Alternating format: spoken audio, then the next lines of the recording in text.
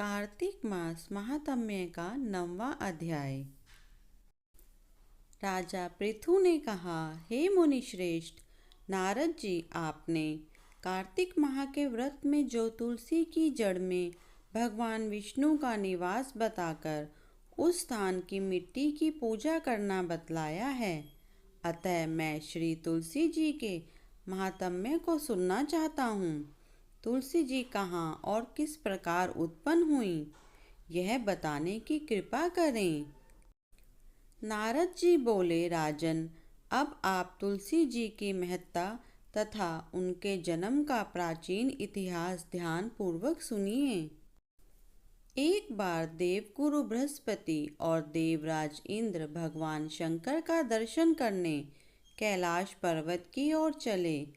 तब भगवान शंकर ने अपने भक्तों की परीक्षा लेने के लिए जटाधारी दिगंबर का रूप धारण कर उन दोनों के मार्ग में अवरोध उत्पन्न किया।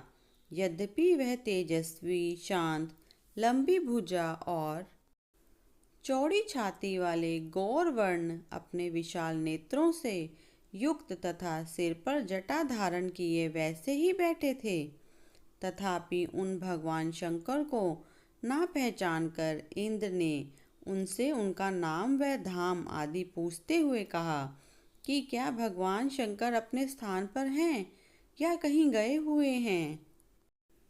इस पर तपस्वी रूप भगवान शिव कुछ नहीं बोले।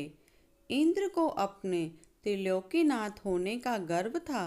उसी अहंकार के प्रभाव से वह चुप किस प्रकार रह सकता था।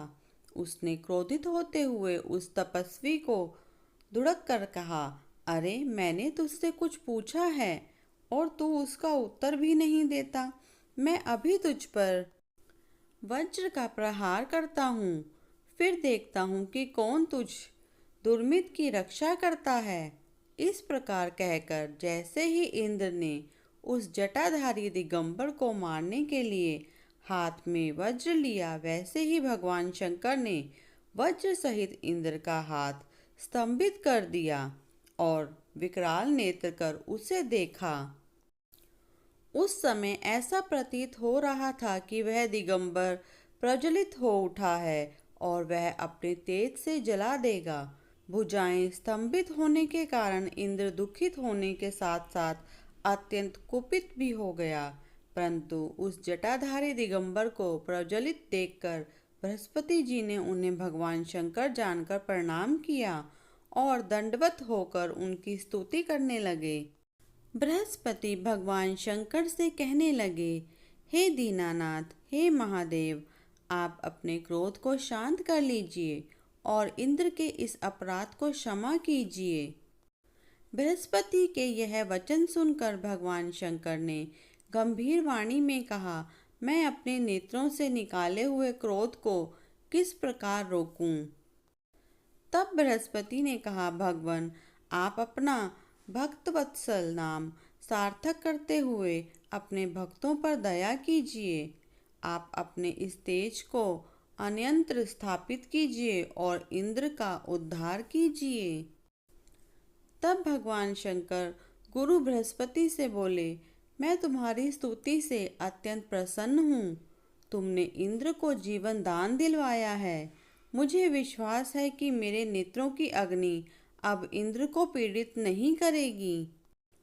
बृहस्पति से इस प्रकार कहकर भगवान शिव ने अपने मस्तक से निकाले हुए अग्निमय तेज को अपने हाथों में ले लिया और फिर उसे क्षीर सागर में डाल दिया। तत्पश्चात भगवान शंकर अंतर्ध्यान हो गए। इस प्रकार जिसको जो जानने की कामना थी उसे जानकर इंद्र तथा बृहस्पति अपने अपने स्थान को चले गए।